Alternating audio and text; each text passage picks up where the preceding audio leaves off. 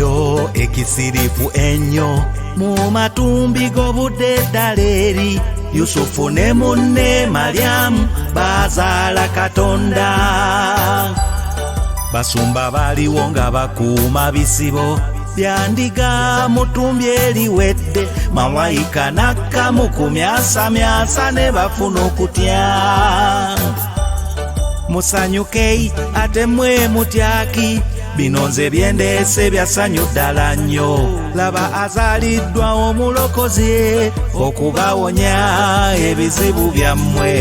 Mukiro ekisirifu ennyo mu matumbi g'obudde eddala eri Yusufu ne munne Maryamu bazaala Katonda.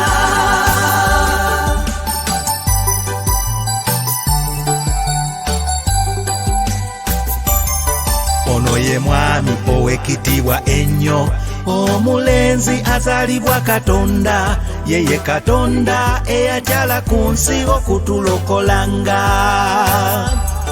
Laba ekifo ye we yazaalibwa ate, ente eno eziriwo ziŋoŋŋa, ye ne yeelesa ebitiibwa kabaka omulamba. Ono Katonda ye yatonda buli kimu akimanyi era ayagala akulokole, obireke ebibyo biveemu.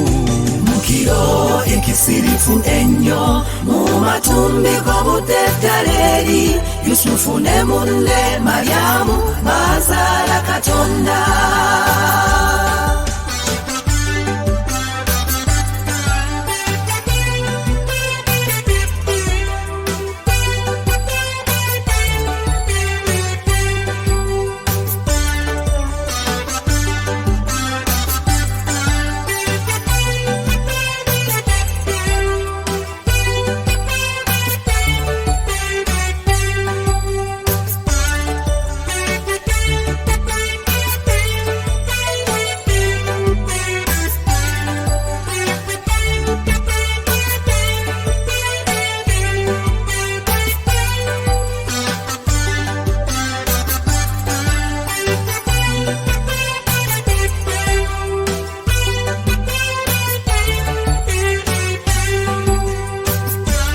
Awo ekibiina kinene ne kiwulirwa, ejje lyali ly'abamalayika era nga batendereza olw'ekisa ye ekyamuleeta ku nsi.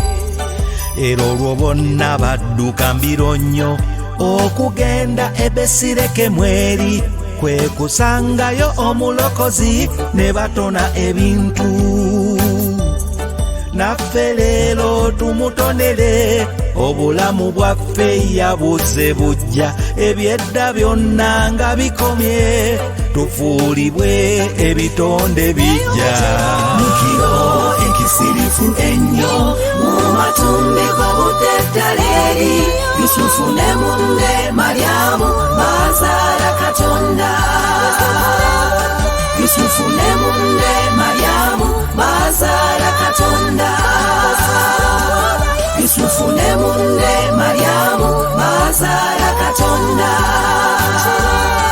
Mukiro ekisirifu omulokozi yazaalwa.